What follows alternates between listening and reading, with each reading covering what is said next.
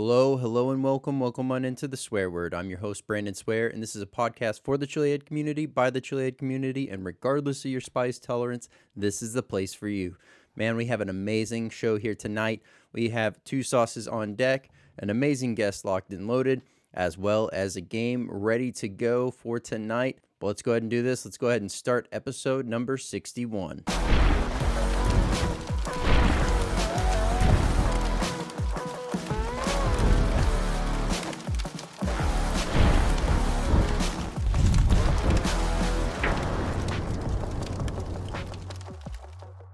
Welcome on in, Swear Nation. So glad to have everyone here and a part of the show tonight, whether you're tuning in on YouTube, Spotify, Rumble, Apple Podcasts, you name it. Glad to have you here. Let me know in the comments if this is your first time checking out the show, and if it is, so glad to have you here.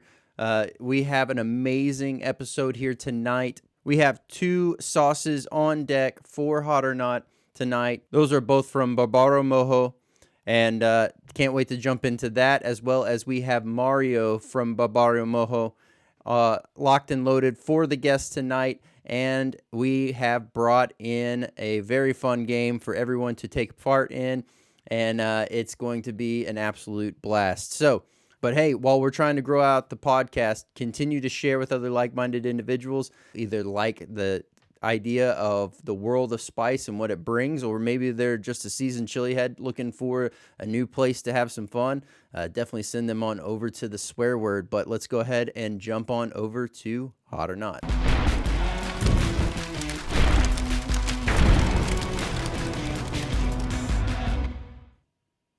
Hey, welcome on into Hot or Not. We have two sauces on deck tonight from Barbaro Mojo, and I cannot wait to jump into these. We have El Habanero and Panazu on deck, ready to go. Can't wait to jump into these. But first and foremost, if this is your first time checking out the show, so glad to have you here. I do Hot or Not a little bit different than, say, your traditional reviews go. So I don't do a 1 out of 10. I do a 1 out of 5, and that is based off of 5 different categories. Those categories are heat, aroma, flavor, versatility, and burn.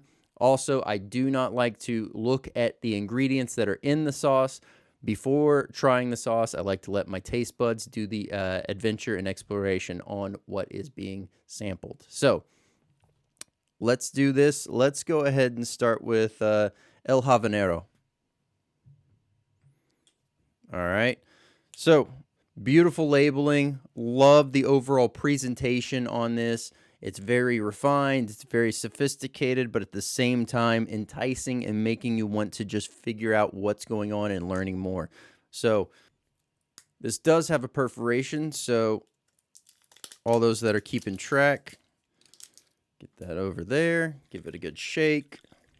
All right, and before I forget, I do have a bag of plantains that were also mentioned to use as being a great vessel to try the hot sauce on. So let me grab one of these plantains. These plantains are from Chefless, is how you pronounce it. So get a good close-up of that here. Boom. All right. So what I'm going to do, I'm going to try it both ways, once on the spoon, once on the plantain. So let's go ahead and we'll start with the spoon first. Oh my goodness. Oh, that is so amazing. Aroma right off the bat, phenomenal. Very kind of a smoky, earthy, savory, all on the front, and then you get a touch of the sweetness and the pepper coming in towards the end of that aroma smell. Very complex, nice body. Love what's going on. Normally I talk about this, so let me go ahead and take a moment to speak on that. The color of this sauce is phenomenal. It's that between that red and brown, almost that kind of rust color, with that great, you see the pepper bits, you see the pepper flakes as far as the crushed pepper, and it looks like some seeds and other stuff going on in there. So it's got a nice body to this sauce. Let's go ahead and give a nice healthy pour. No flow restrictor on this. There we go. Cheers. So tasty. Right off the bat, the aroma and the flavor are beautifully paired on this. I'll set that aside. I'll grab the plantain in a second. Let's talk through the overall flavor. The flavor right off the bat, very welcoming, very savory, and it has that nice depth of complexity going on.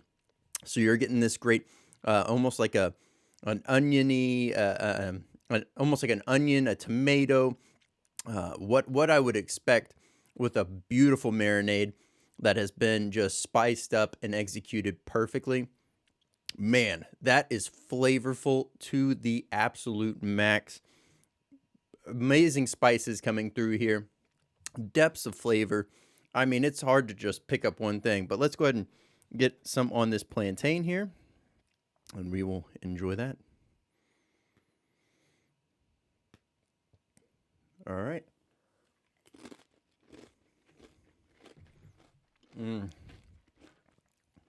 Man, oh man. El Habanero is some phenomenal hot sauce. If you are just starting out and you're trying to figure out, hey, is this going to be too hot for me? In moderation, I think you would be fine if you're just brand new. Now, if you are, actively pushing yourself, you're always trying to find ways to continue to increase your tolerance, this is a phenomenal sauce. That would be a nice medium sauce for you. Nothing too crazy to lose the flavor and blow the doors off of most folks. But that nice range to where you're able to utilize this every single day, however you see fit. The only thing I probably wouldn't use this thing on would be desserts. And that's just because it's not intended to be used for desserts. Now, the possibilities of everything else you can do with this, obviously these are Cuban hot sauces. So Cuban food is an absolute go. That is good to go. You got that's got to go amazing on any kind of chicken, rice. That's got to be amazing on, sandwiches, burgers, pizza, tacos, you name it. That's going to be amazing on it. All right, so let's talk through heat. As you're getting that initial taste that's coming through, you get that beautiful flavor transfer into the overall heat. So now once the heat starts to kick in, that initial, first zero, that initial point of entry to that first 30 seconds, it goes and hits the front of the lips, the tongue, the front of the tongue, the gums. It gets that pretty good and then starts to coat a little bit of the back of the mouth. Nothing too crazy as far as heat, but definitely noticeable and lets you know that it's there. So once again, if you're just starting out, this is probably going to be one that you would want to use in moderation, but definitely doable and definitely one that you would be able to enjoy because of the overall flavor and the body to this sauce is amazing. So definitely do not shy away from that. There's many different ways you could use this as well. You could plug this in as a marinade. You could use this directly on tacos, on pizza, on chicken, on beef, like any kind of, stir fry, rice dish, anything that you want to toss in. That's going to be phenomenal with that. Definitely one that I would be using in that field. Now, the overall burn on this one, it starts to migrate away from the front of the mouth and the lips and really kind of sits in the back of the mouth area. It's just solely parked on the back of the mouth. Definitely a flavor bomb, but let's go ahead and do this. Let's read off some ingredients here. All right, so ingredients on El Habanero is tomatoes, habanero peppers, sweet onions, distilled vinegar, red bell peppers, mojo criollo, and then we have garlic, salt, spices, and xanthan gum. El Habanero from Barbaro Mojo is absolutely amazing. So let's do this. Let's go ahead and get the scores read off on that one. All right, here we go. El Habanero, heat coming in at 3.34. aroma at 4.21, flavor at 4.43, a versatility of 4, and a burn of 3.55 for a total swear word rating of 3.9. There we go. Absolutely amazing sauce. I'll have the direct links for it down below, but we still have one more sauce to go, so let's go ahead and jump on over to that next sauce. All right, so let's grab the Pine-Azou and let's jump on into it. All right, once again, give it a good shake. Beautiful color, nice, that same kind of dark rust color. See a lot of bits in here. Nice medium consistency as well. But let's go ahead and get this one going. It is perforated for all those that are keeping track. And, you know, I like a good excuse to use my knife. So,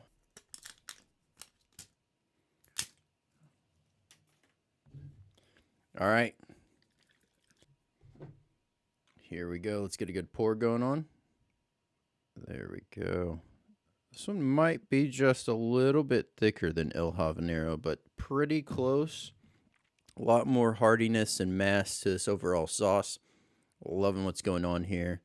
Let's jump on in.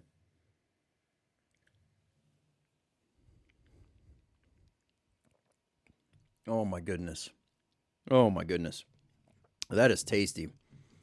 Absolutely tasty. Let me get some on plantain. And then we will talk about it. Right off the bat, I honestly want to say that the heat on El Habanero might be more than the initial heat on Pine-Azou.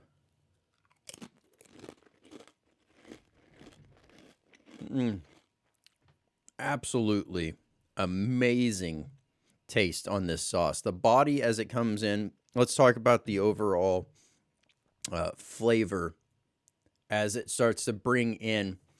You're getting this great sweet, almost just a very slightly sweet but savory note carrying forward, and then from there you're getting a little bit of a smoky, a little bit of a complexity to the overall body that carries forward these different savory notes that you're just latching onto. As that carries forward, you're getting a bit of the pineapple taste, but not so much on the pineapple sweetness. While it does have a touch of sweetness, it's not very sweet in the sense of like what you would expect out of biting out of a fresh pineapple. This sauce is absolutely amazing on the way that it delivers the overall heat. So right off the bat, the heat is very tame compared to El Habanero. The heat starts to hit the front of the tongue just ever so slightly, and then you think that, okay, everything's fine. You're in the clear. This one, you can just go pretty wild with it. But what happens is really on the burn. On the burn on this one, that's where it really starts to latch in. It starts to build up. I can feel it now. It has left the front of my tongue and is just solely parked on the back of my throat. It's just sitting there, slight roar, slight rumble. I would be willing to bet this has definitely got to have some form of a Superhot in it, just by the way and the characteristics of where it is burning and how it is burning. So definitely looking forward to jumping into that. But as far as versatility on this sauce, with that pineapple taste that's in there, I could see myself using this on, the same gambit as what I had talked about for El Habanero, but I would also be one to stretch out and say this would be phenomenal on as a base for a salad dressing. This would be phenomenal to even use potentially on ice cream. I wouldn't probably go too crazy with it because of the savory notes and the complexities, but just enough to get in there and really be able to enjoy the slight touches of the pineapple. All right, so let's get the Pine-Azou red off here. All right, ingredients are onion, yellow tomatoes, pineapple juice, pineapple, distilled vinegar, Fresno peppers, habanero peppers, yellow bell peppers, garlic, salt, Carolina Reaper peppers, and spices. Definitely, that is where that characteristics of that burn is coming from. It's definitely the Carolina Reapers. The overall, the initial kind of sting roar that kind of goes on, definitely indicative of those habaneros, much like El Habanero and the way that it was burning. Now, with this one having that, it's really still parked on the back of the throat. Nothing too crazy, but if you are just starting out, this would be one that would be much more intense on the burn. So use a little bit, try it, see if it's sitting well with you. If you can ramp it up, add a little bit more. If not, then you know that you made a smart decision by just trying a little bit, and you can still work your way up. It is phenomenal sauce. If you're just starting out, definitely one you could still enjoy. Just use in moderation and know that you're going to feel it on the back end more than on the front end of that overall, the way this hits. So the heat is definitely less on this one than the overall burn, but phenomenal nonetheless. All right, so let's get this one read off here. So for Pine-Azul, we have heat coming in at a 3, aroma at a 3.94, flavor of 4.12, versatility of 4.1, and a burn of 3.72 for a total swear word rating of 3.76. There we go. Another amazing sauce. I'll have the links for that one directly down below, as well as we will have a special discount code just for Swear Nation. So head on over to Barbaro Mojo and you can order yourself anything from the lineup and get yourself a nice discount on that. I'll have that linked in the description as well as you can see it on the screen here. Let's go ahead and jump on over to the interview.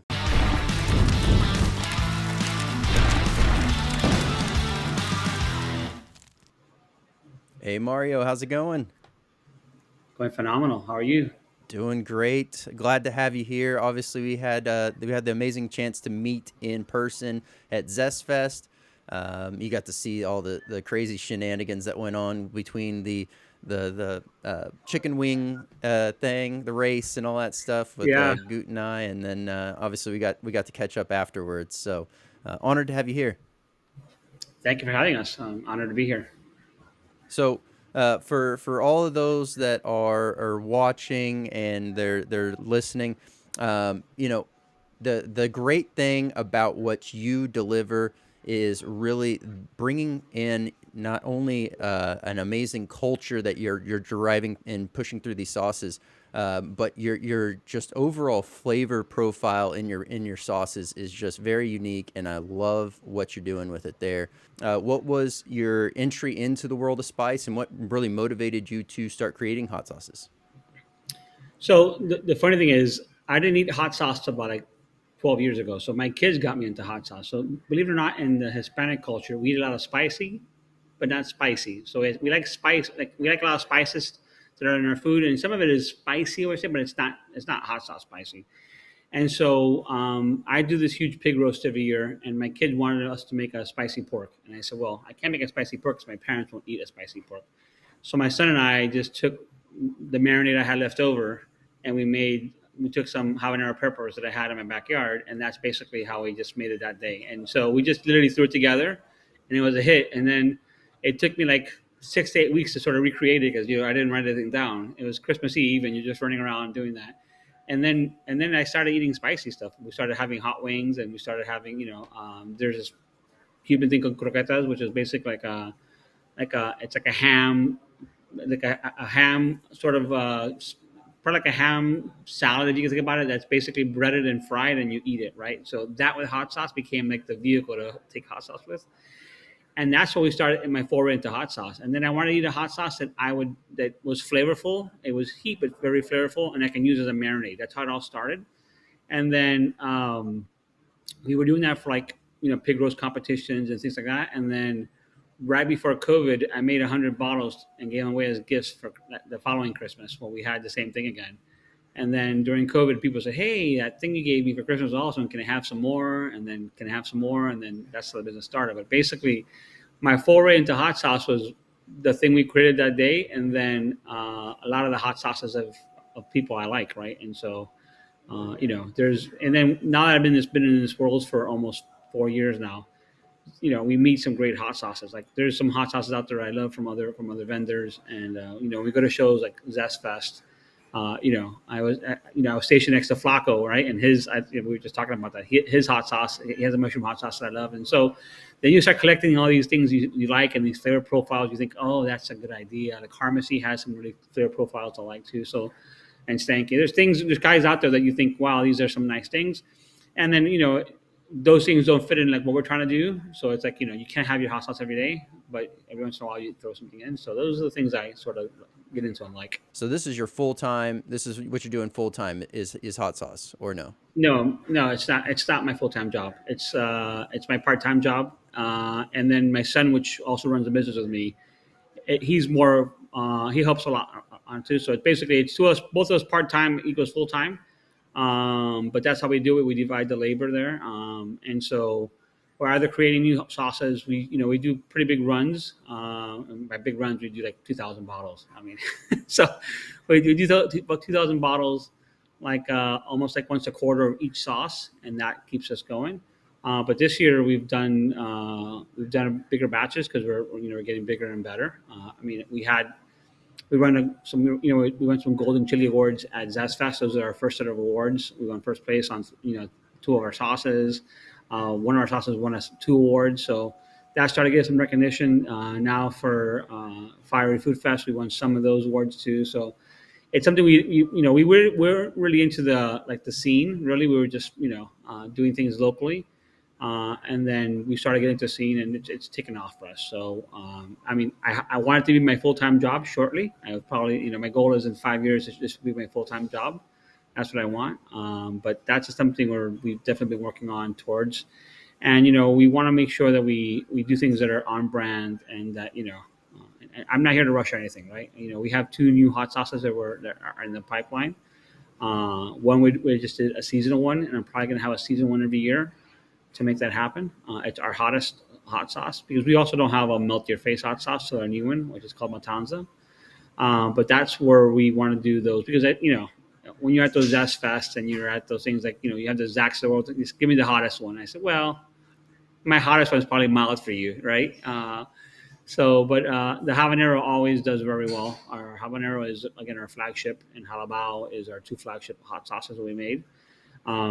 And so those are the things that, I want it to be my full time job. I'm just, easing into it, and we're ready. Again, we just had our 4th year. December 4th was our 4th year in business, and we've doubled every year. So if we keep this trajectory, I think we can do that. And now we have more restaurants, right? We've added like 7 restaurants to our as customers, and that helps sustain the business long term. Yeah, no, very nice. So it's great to hear that you're able to split the workload and really have it all seamlessly work together by working with your son in that manner.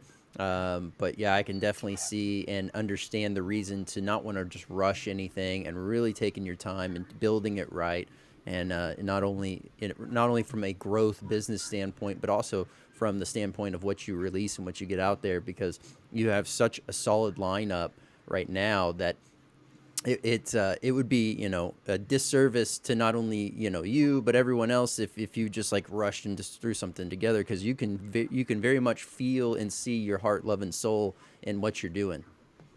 Exactly. Yeah, and then, it's like quality matters to us, and and all the sauces we just talked about, quality matters, right? These are folks where, this is what small batch is. The best hot sauces are small batch hot sauces because the quality is there, the love is there, and it sounds so gimmicky and corny, and but it's the truth is there, and that's where, like, if we were to scale too fast, we would lose the quality, and then we're just another hot sauce, right? And so we don't want to be just another hot sauce, right? We have some pretty great fans. I think we have like 1,000 now loyal people that buy our hot sauces continuously, and that's a mark we want to get to. It took us 4 years to get there, and that's where those people are the people that say, hey, they'd tell us, hey, the quality sucks, right? And we had a batch where it sucked, and I ate it. I literally, I gave them away.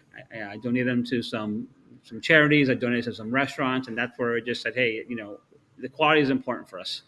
And it's if I had to make a living from it, then those are hard decisions. When I don't have to make a living from it, where it's just some new passive income, I can make those decisions where I'm doing right by the company, not right by my wallet. So it's, I mean, again, it sounds corny, but it's important to us. The quality is important to us. Yeah, no, definitely. And to that point, I mean, to be able to see, understand, and make that call that the product that's being rolled out is not up to standard, and being able to understand that there's either better alternatives for that rest of that batch, or just more or less being able to bring in a new batch in place of it.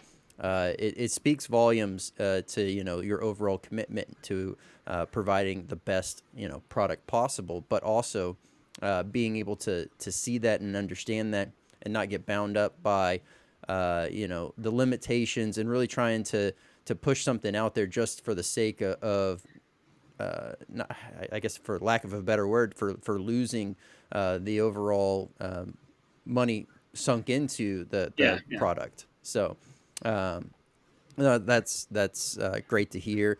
And as far as I know, you mentioned some restaurants that you're in. For all of those that are listening or watching right now, where can they find you as far as restaurants? So restaurants, I mean, our website has all of them. But it's funny is we have a lot of Cuban and Hispanic restaurants outside of Florida. So we are in Connecticut, we're in New Jersey, we're in Savannah, we are in Texas. I think we're soon to be in Texas. We're in California. So it's places where um, my kids, so again, my kids are older now, so it's where my kids generation are Hispanic and Cubans that now want spicy Cuban food, right? So they've loved spicy, but they want their spicy Cuban food also.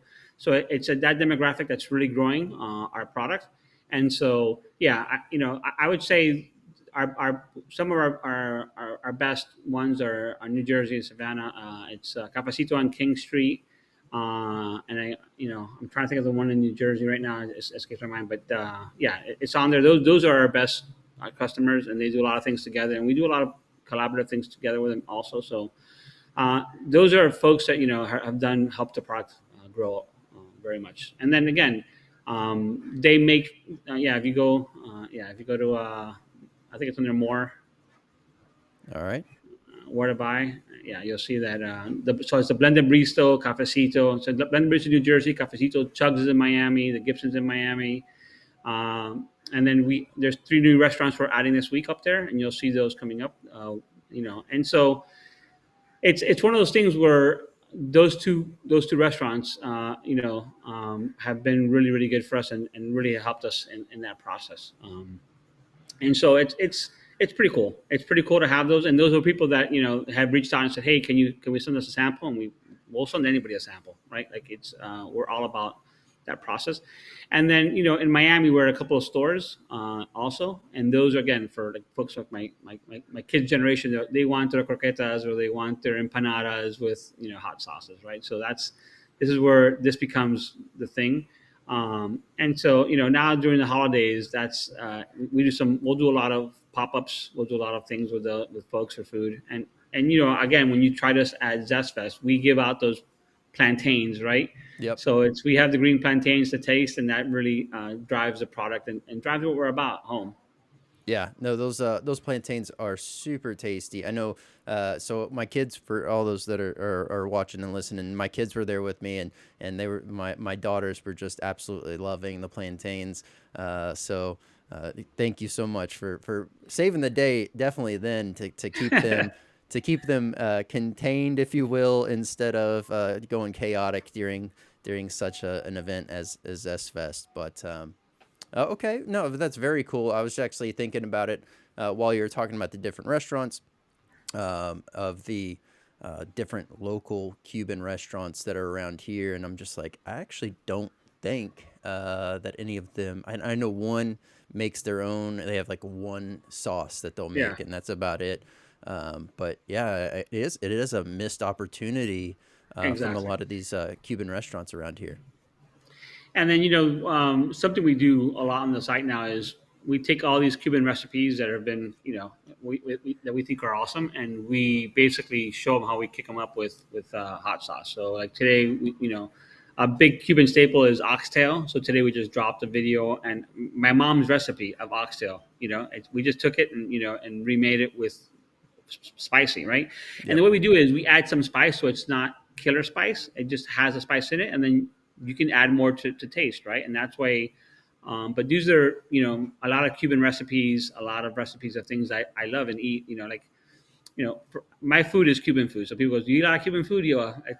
I am Cuban, so the Cuban food I eat is Cuban food. So it's a lot of rice and beans and protein, and all the proteins we make are basically now have some sort of hot sauce in them. And again, like my everyday sauce is a piñazo sauce. That's my everyday sauce. I have that pretty much with everything because it's one of the sauces you can probably have the whole bottle. And then my green sauce, I have it. People make fun of me, but I love it with salad and chicken nuggets. I'm a sometimes chicken nuggets hits the spot, and I'll just have some of our halabao, which is our jalapeno hot sauce with a little bit of chicken nuggets. It's great. Yeah, no, it sounds amazing, and I'm a big proponent of using hot sauce in salad dressings, whether it be something I'm trying to craft or create at home for my own mix, and like maybe I got a salad that has some interesting ingredients that I normally wouldn't have a traditional dressing in. And I want to kind of spice it up and do it. I, in all honesty, I don't think I have a single standard dressing in my fridge. I typically mix everything anyways. So no, I think that's a missed opportunity by quite a few is spicing up your salads with some hot sauce. Yeah, and again, it's something I never thought of. And then a coworker of mine uses my green one for his dressing. I was like, well, that's crazy. So then I started having it. It's great. Like also, I never had hot sauce on pizza, and now I put our pineapple sauce or piñazo on pizza all the time. Where it's like, and then people put it on it. There's things I've learned now in the last year of people post us and tag us and things like, yeah, I never thought of that. So like our habanero, somebody mixed it with mustard for sausages, and then I tried it on Tuesday night, and man, it's really good. I would never thought of having sausages with a little bit of spicy mustard, but using our habanero sauce. So, and then my son makes a lot of like kimchi and things like that. He makes a lot of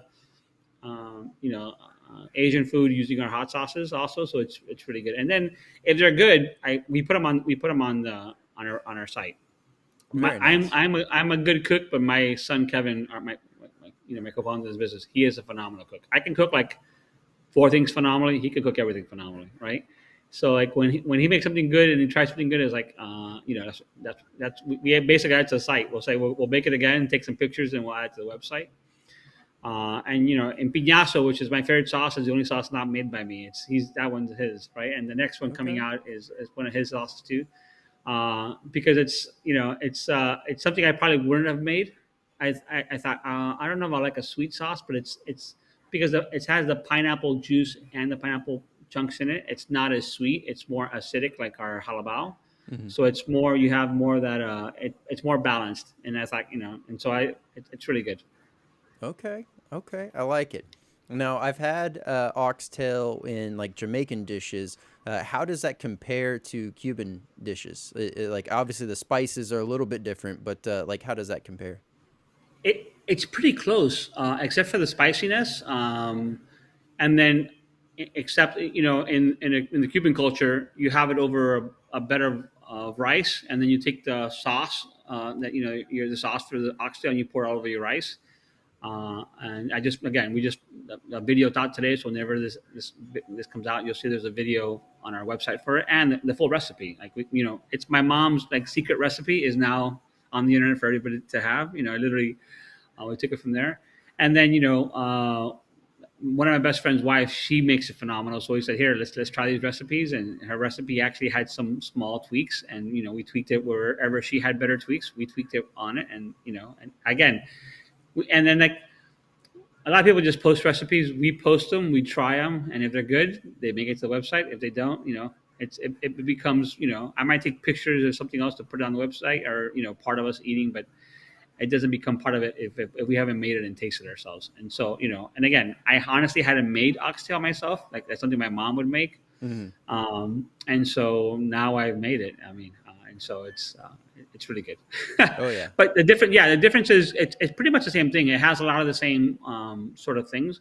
So for us, our base, our hot sauce have something we call mojo, which is basically like Cuban marinade, which is it's very citrusy. So it's like sour orange, garlic, cumin, oregano. It has all these spices in it, and so when you make some of these dishes, we sort of make that as the base, where you put it in your frying pan, you fry that, and we call it sofrito, and we add other things to that, and that becomes the base of like your stock, right? So it's like making like stock on any other food, but you're basically using all these herbs and spices that are for Hispanic culture as your base, and then you're dropping that in there, right? Then you drop the oxtail. We browned it on the oven, and you drop in the oxtail in there, and then you're basically sort of rolling it around. And then when it's all settled, then you fill it up with wine. I mean, the recipe is there, and Yeah, yeah. you'll see it. My mouth is watering because I'm hungry. I'm just talking about it. I mean, it's already got my stomach going. I think I'm wanting to do the same as we're discussing this. Okay, I have one final question about food, and then I will try to steer clear of it because I know that it's making us both very hungry. What has been the most unique or interesting food that someone's told you that they've used your sauce on? I mean, ice cream, and I would say salads, but now I do it, so it's a norm. I haven't had hot sauce on ice cream yet. I know that's a thing. But the other thing I think people like is like my coworker Ben. He basically loves it with sardines. So he basically opens a can of sardines, pour hot sauce over it, basically mixes it, and eats hot sauces out of the tin. Sardines out of the tin with hot sauces, like, and that's like, and I don't know. I haven't tried it because I don't know. I like sardines out of a can with hot sauces and all the juice.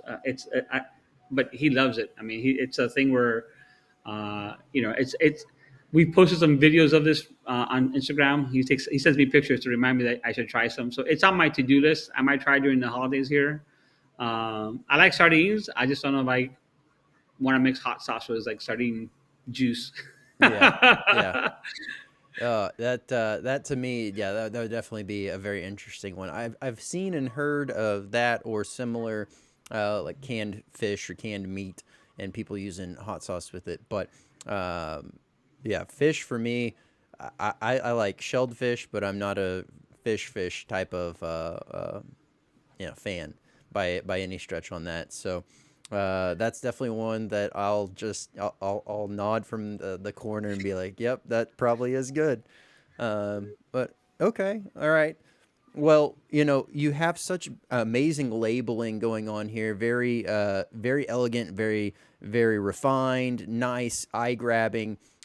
Who helped come up with the design of your overall labeling and branding? So I did most of that with some friends. And again, when we gave these away as gifts, it was a joke. And I would never put my face on a hot sauce bottle, just for the record. Uh, it's the whole, even the name of the company is a joke. So in the Hispanic culture, if you're born on a saint's day, they usually name you that saint. So I was born December 4th, which is also the day the company started 4 years ago. Um, and I was born in St. Barbara's Day. And so Barbaro has two connotations in Spanish, right? It means barbaric, but it also in slang means amazing, right? So like it's like saying something is savage. It has two connotations, the same Mhm. thing, right? This is like, it's barbaric and savage, but it also means that's savage, right? And so my grandmother wanted my mom to name me Barbaro, right? And my mom says, I'm not naming him savage or barbaric. Like, like that's not a name I'm giving my son. So it was named after a Supreme Court justice in Cuba that was a family member. So I called it Barbaro Mojo as a joke because, and I put my face on it as a joke. And then as we started the company, like I wanted to change my face for like there's such thing as a Cuban cowboy, right? It's called campesinos, and they look like American cowboy, except they have straw hats. Difference is the hat. They're on horses. They do stuff, and they run. Cuba was a very place where there's a lot of food growth, right? Sugar cane. You think about sugar cane. You think of all the fruits and vegetables we just talked about, and those guys sort of ran that thing. And then my kids were like, "No, you cannot change the hot sauce bottle." And then I wanted it to look like a brandy, and like basically like a brandy or like a like a liquor bottle, right? Like maybe like a scotch or a brandy or like that was the original goal of the bottle. And then because I run something called the Maker Fair in South Florida. I used to have it used to say Mario the Maker. So if you look at the bottles, if you click on one of them, I wanted it to look like like again like a scotch or whiskey or brandy bottle, right? And that was the thing we were going for. And then that's where we ended up, right? And so uh, again, and then my kids were like, "We're not changing the hot sauce bottles. We love it." And then in the old days when we made them by ourselves, the top of the bottle basically had like the single tag like you see on a scotch or a brandy bottle. When we made these all when we closed them by hand. So yeah, that was the impetus of this. I don't think I would ever put my face on anything. Like I don't, I have a face only a mother would love, is what I usually say. So, but there it is, And if you look at the Matanza one, yeah, that's basically, you can see that's basically some of the original looks of how it looked, Yeah. And that's what we wanted to, and it was again. The picture on it is a picture of somebody drew of me that we had, and so it's again, if I were to start a hot sauce company for real from scratch, I probably wouldn't put my face on it. But that's how we ended up, and I like the look. And then my kids are very involved, and so obviously my second oldest son is in the business with me, but all my other kids have an opinion on these because if you make hot sauce at home, it smells like bear spray in your house like for a day, Oh yeah. especially if you roast, especially when you roast peppers and you roast habaneros, your house has that pepper, like that bear pepper spray everywhere because you can't tell you can't tell what pepper it is, but it's like it's in the air, And so they would put up with me on Sundays making these hot sauces. Oh yeah. The funny thing is, at least from my own experience, and I've heard it from a few others, so maybe this also rings true for you. The times that I've just made something at home or whatnot, whenever I go to cook it releases, right. You have that level, but then the second that you go to clean off everything and that high pressure water hits as that soap's going and that aerosol's up in the air, it's a whole nother level of that overall, as you're saying, like bear spray almost Yeah, yeah. in the air.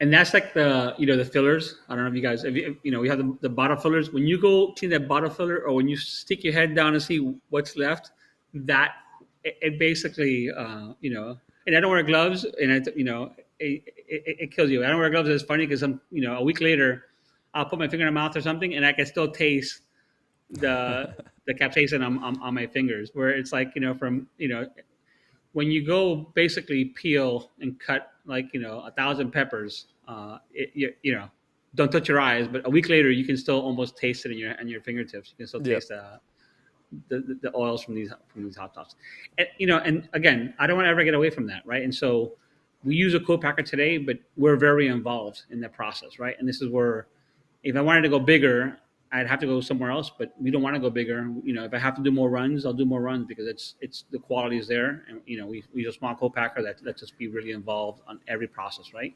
And it helps because we there's all this food as we're in some supermarkets and some restaurants. Food safety becomes very important, so it has to be all traceable and all stuff. So they help us with all those processes. Hmm. We'll give them a plug as a company called IPAC in Central Florida. They're a great company, and they let you be really involved in the process, and it's always quality, right? It's a quality product, and so I love to be involved, and I love the quality of the product, and again, that the day that changes, and we won't be in this business. Like, I just want to be able to make the products we want. Yeah, no, absolutely. I know from my own personal experience talking to now he doesn't make hot sauce. He has a few different types of products, which is like more like marineras that he ends up crafting, and they taste different than a normal, etc. And same thing, he has a few different salad dressings that he'll mix up and make. Whenever I was talking to him last, he was trying to figure out, hey, can I just bring this to a co-packer? And the two that he met with, he was like, afterwards, he was just like, I can't do it. The two that were local to him were just the level of care and the level of ingredients weren't quite on par with how he was making it. So he's just remained, able to only service the local area instead of having the chance to really branch out and reach others. So, Yeah, I mean, just to have that quick conversation, I probably talked to about 30 co-packers, so I picked the one I wanted. And again, it took us like 6 months to find one, and then you have to work through some, and then you have to work on scaling things up, right? So that became, how do we scale things up and keep it? Because we were making probably about 500 bottles, 600 bottles on a weekend at a mm-hmm. commercial kitchen.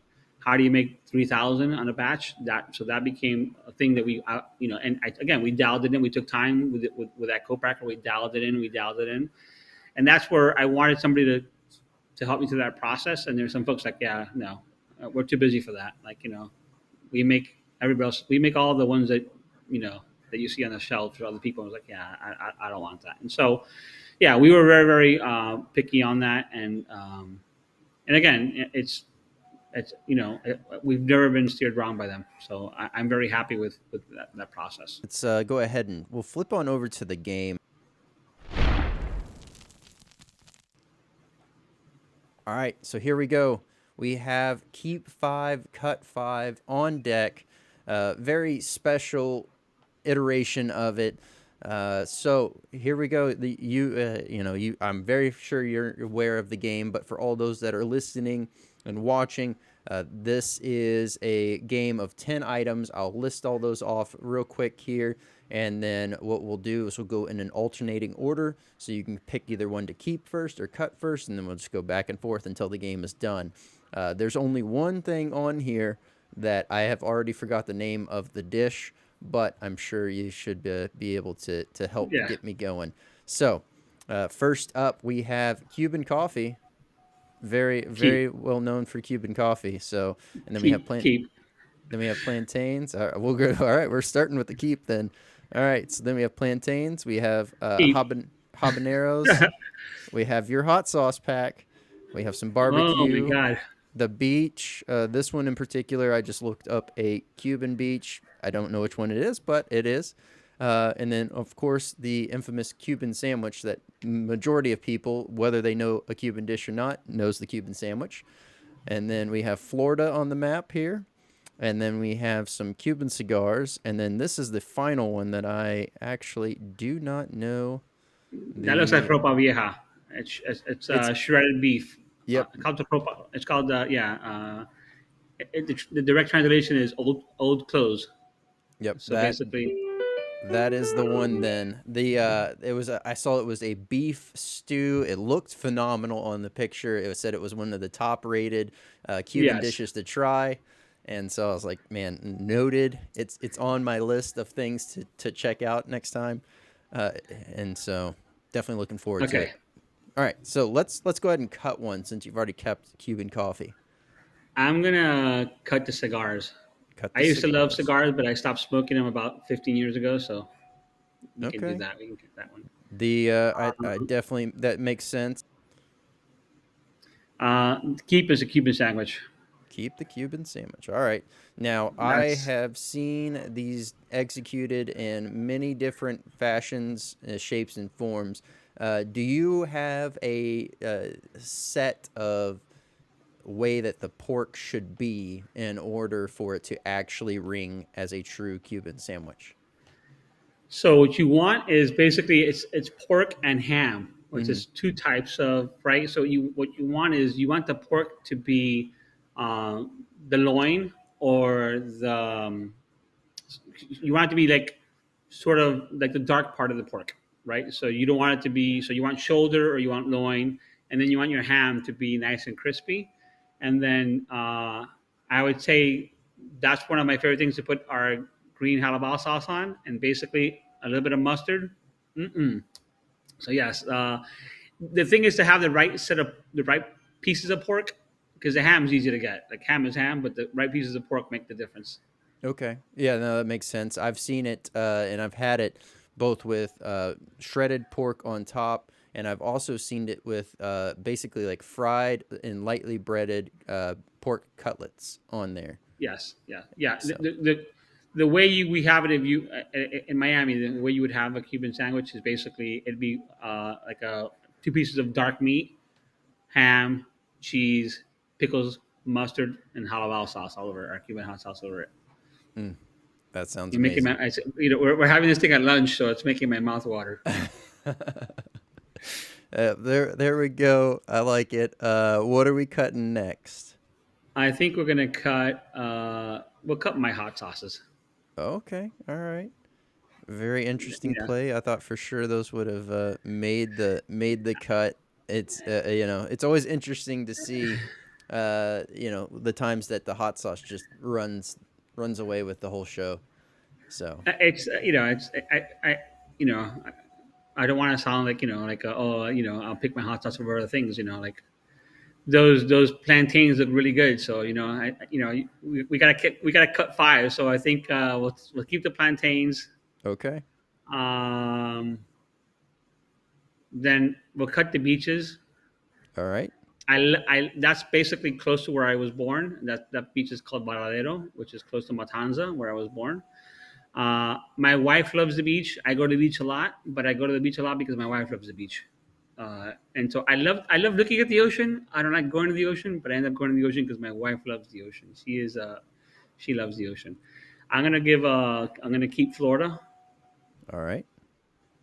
and then we're gonna have to Here's where it starts to get hard. yeah, I'm gonna have to kill barbecue and take the ropa vieja, All right. the dish. So the ropa vieja and vaca frita are my favorite dishes. So the difference between a vaca frita and ropa vieja is it's the shredded beef, but without the sauce. So basically, you make a stew. It's basically a meat stew, right, on the pressure cooker, and then you take out the beef, you slice it up, and then you fry it, and that's vaca frita.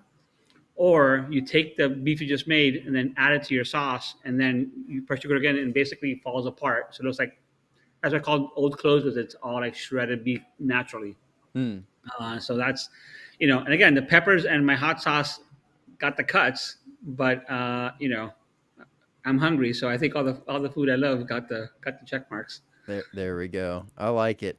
Very clean and clear understanding as far as why was one thing kept versus one thing cut. I like it. Hopefully that was a pretty enjoyable game of keep five, cut five. That was awesome. All right. So here's the fun part where we get to discuss the nugget of knowledge. This is something that you would share with someone else to alleviate a hurdle, a headache that they may be encountering while trying to either bring a spicy product to market or just the idea of starting their own company.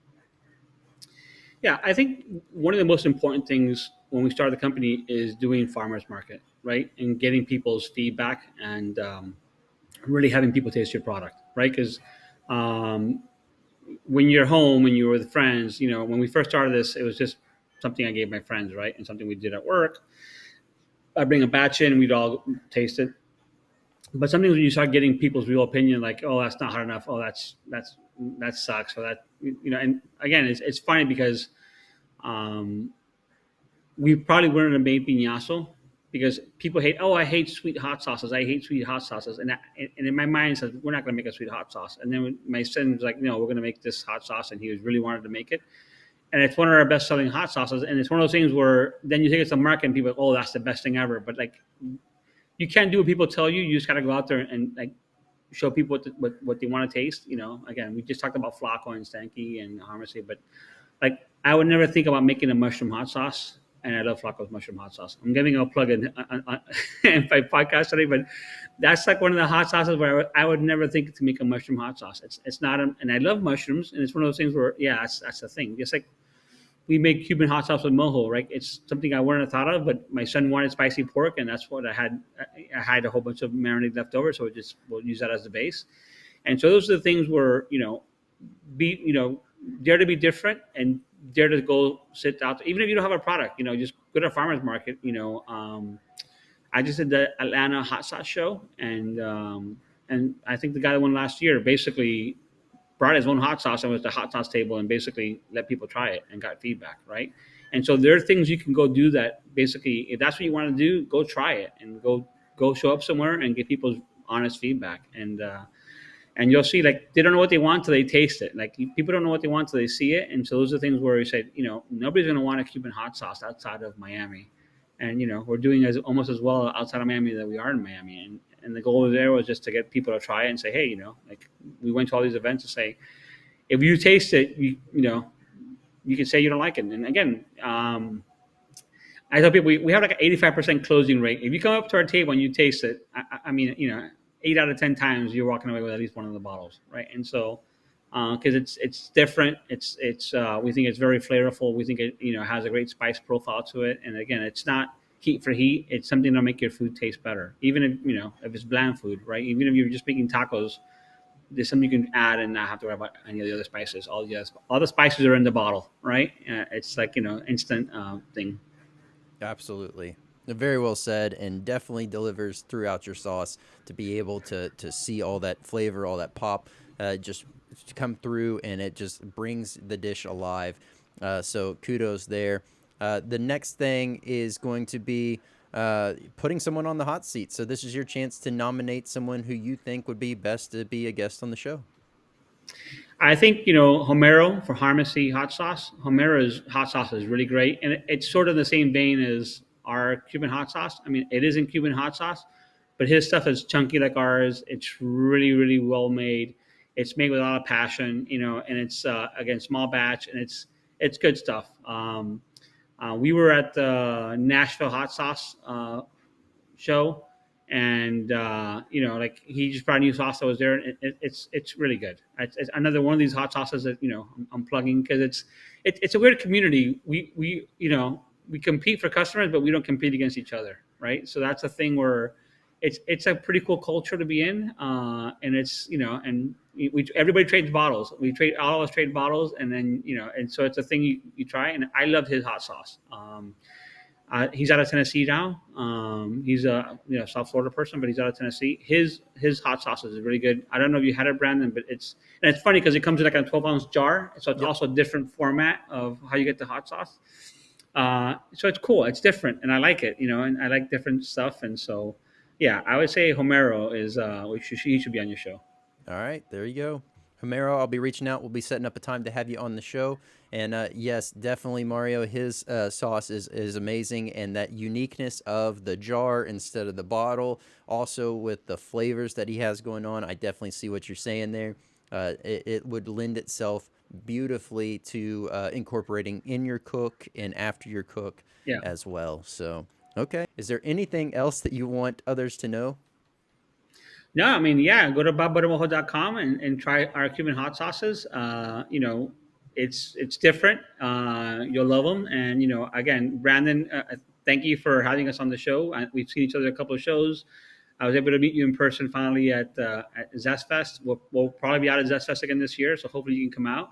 We'll have hopefully 2 new hot sauces that are going to be, again, we have the new one called Matanza, which is now, again, limited edition, but we might have another limited edition that just starts about that time. So hopefully we can get out there. We can give you some bottles and have your family come out and try some.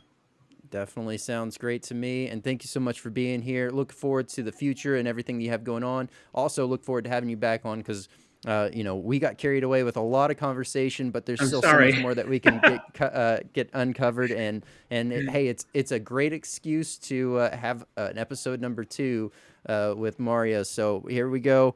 Let's go ahead and put that one in the books, and we'll find a time to have that happen. But thank you again so much, and look forward to having you back. Thank you so much. I love your podcast, so thank you. Keep it going. Keep it up. Keep it strong. All right. Well, thank you all so much. And Mario, thank you so much for coming on. It was an honor having you on here. Had a great time learning more about Barbaro Mojo and everything that y'all are doing. Y'all are absolutely crushing it out there. An amazing father-son duo doing their thing and doing amazing. We'll have a discount code exclusive for the Swear Nation to be able to access, and I'll have that linked down below in the description, as well as you can see it right up here. Hopefully everyone's enjoying the Tuesday-Thursday rotation now for the swear word, so you can catch new episodes every Tuesday and Thursday at 8 p.m. Central. So, hey, if you are looking to sponsor the podcast, we have now opened up sponsorship opportunities for any of the companies out there that would like to be a part of the swear word sponsorship. So head on over to www.theswearword.net and you can inquire there, or you can reach out to me on any of the socials. If you're looking to grow your brand, start your brand, you've hit a bump in the road and you're trying to figure things out, but you can't figure it out, highly recommend checking out podvision.io for all your needs. Couldn't do this without them, so thank you, Podvision. Episode number 61 is in the books. Wild to think that this is flying by. I will see all of y'all back here on Thursday night for a brand new episode. From everything from the world of hot, I'm Brandon Swear, and this has been The Swear Word.